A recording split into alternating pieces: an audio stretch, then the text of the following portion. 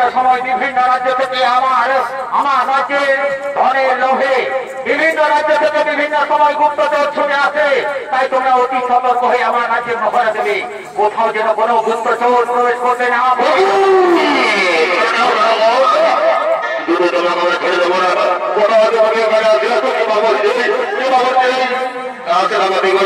আমাকে যেতে দাও, ভাই আমি মহারাজের কাছে যাবো, আমি মহারাজের কাছে যাবো, যেতে দাও।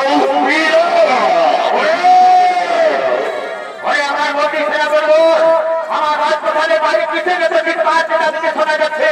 যাও তোমরা অতি শীঘ্র দেখে নিয়েছো কিসে এত চিৎকার এসে জানিয়েছি।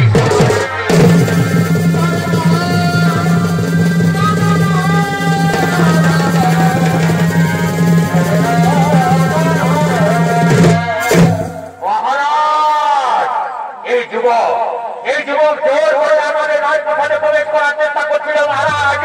তার গণিকে বাধা দিলে এই যুবক তাদের খুঁজে বলে মহারাজ, তাই এত চিৎকার চেঁচামেচি।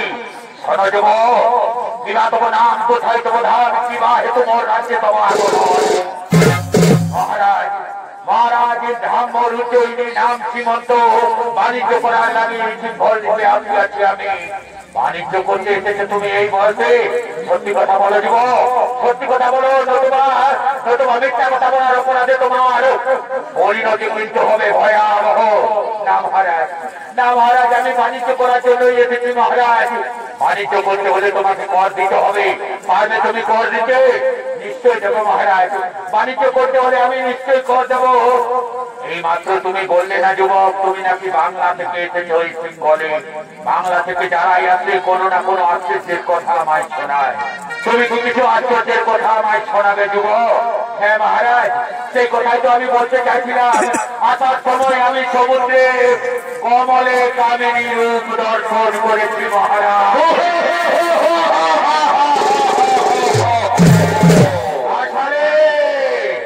আসলে যুবক, সমুদ্রে কোনদিন কমল হতে পারে না, তার উপর তুমি কামিনী রূপ দর্শন করেছ। মিথ্যা কথা বলার একটা সীমা থাকে যুবক। পারবে তুমি আমাকে কমলে কামিনী রূপ দর্শন করাতে? নিশ্চয়ই পারবো মহারাজ। চলুন চলুন মহারাজ, আমার সঙ্গে আপনি চলুন সমুদ্রে, আপনাকে আমি অবশ্যই কমলে কামিনী রূপ দর্শন করাবো। চলুন আমার সঙ্গে আপনি সমুদ্রে।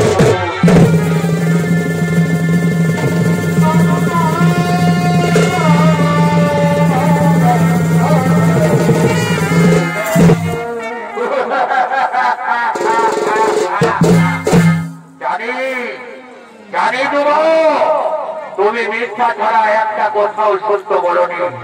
এখনো সময় রয়েছে যুবক, তোমার সত্য পরিচয় যাও, নতুবা মিথ্যা কথা বলার অপরাধে আমি তোমাকে কি শাস্তি দেবো তা তুমি জানো। শোনো শোনো শোনো, এই যুবক কিছুতেই সত্য কথা বলবে না। এই যুবককে তোমরা বেত্রাঘাত করতে করতে নিয়ে যাও উত্তর মথানে নিয়ে গিয়ে এর কাটা মন্ড তোমরা নিয়ে আসবে আমার কাছে। জল্লাদকে বলবে এই কাটা মন্ড তোমরা নিয়ে আসবে আমার কাছে।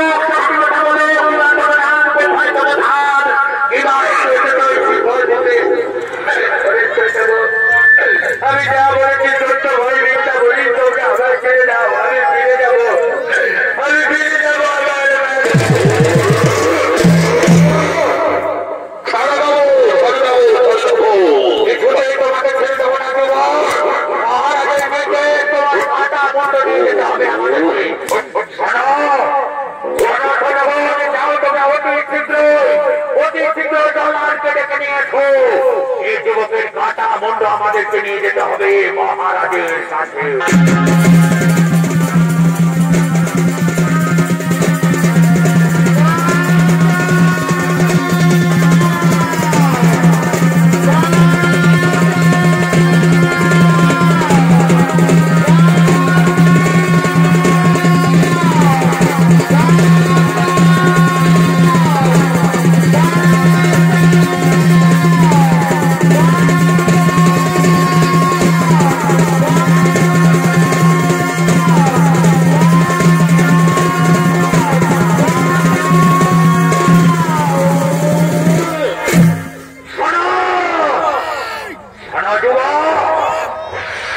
পালাবার চেষ্টা তুমি মোটেই করবে না। আমার কাছে যখন উত্তর প্রধানে তুমি এসেছো, তোমার ভাটা মন্ড আমি অবশ্যই নিয়ে যাবো মহারাজের কাছে। এখনো সময় রয়েছে যুবক, সত্যি কথা তুমি বলো, কিবা দেবো নাম, কোথায় দেবো ধান, কিবা হেঁটে এসেছো?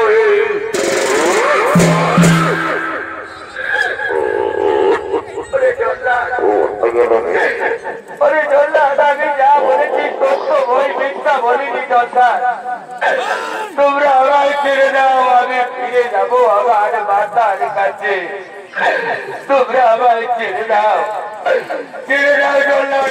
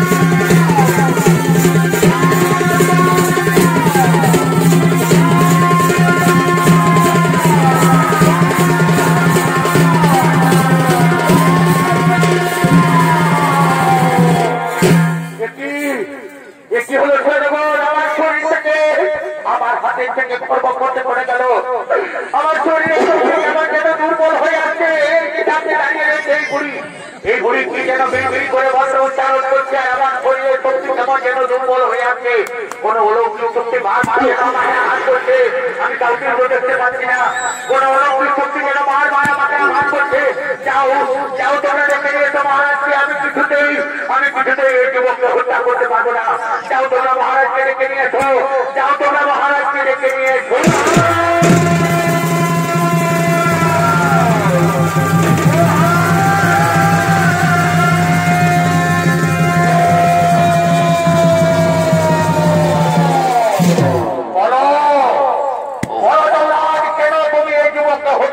পারবে না মহারাজ। মহারাজ আপনার নির্দেশে আমি বহু মানুষকে হত্যা করেছি মহারাজ, কিন্তু আজকে কি জানি আমার শরীরের শক্তি কেমন যেন দুর্বল হয়ে আসছে। কোন অলৌকিক শক্তি যেন বারবার আমাকে আঘাত করছে মহারাজ। এই যে সামনে দাঁড়িয়ে রয়েছে এই বুড়ি কি বিড়ি করে মন্ত্র উচ্চারণ করছে আর আমার শরীরের শক্তি কেমন যেন দুর্বল হয়ে আসছে। এই বুড়ি কে তুই? ফিরে যাই উত্তর মথান থেকে, নতুবা তোকে আমরা এই হাড়ির কাছে তুলে দেবো।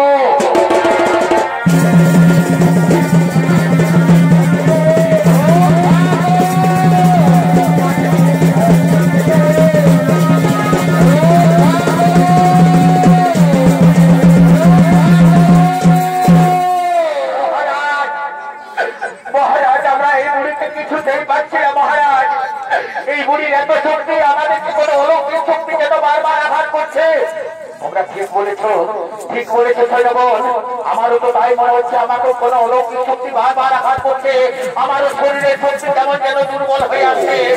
বলো বলো, কি তোমার আসল পরিচয় বলো, কে তুমি? এই যুবককে তুই ছেড়ে দে। এই যুবক কোনো মিথ্যা কথা বলেনি, এই যুবক যা বলেছে সত্য বলেছে। না, ওই যুবক আমাকে কমলে কামিনী দর্শন করাতে পারেনি, ওই যুবক মিথ্যা কথা বলেছে। তুই তোর এই পাপ চক্ষু দিয়ে কিছুতেই কমলে কামিনী দর্শন করতে পারবি না। তবে হ্যাঁ, কমলে কামিনী রূপ যদি দর্শন করতে চাস তাহলে তোকে এই যুবককে ছেড়ে দিতে হবে। এই যুবকের হাত ধরে তুই কমলে কামিনী রূপ দর্শন করবি। কারণ কারাগারে যাদেরকে তুই বন্দী করে রেখেছিস তাদেরকে সকলকে ছেড়ে দিতে হবে। আর সেখানে এই যুবকের পিতা রয়েছে, আজ পিতা পুত্রের মিলন করিয়ে দিয়ে আজ তাদের হাত ধরে তুই কমলে কামিনী রূপ দর্শন করবি। পাবো আমি কমলে কামিনী রূপ দর্শন। হ্যাঁ, এই যুবকের হাত ধরে তুই অবশ্যই কমলে কামিনী রূপ দর্শন পাবি।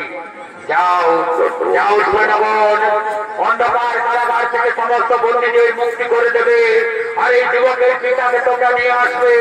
আজ আমি পিতা পুত্রের মিলন করিয়ে দেব, আজ আমি পিতা পুত্রের মিলন করিয়ে দেব।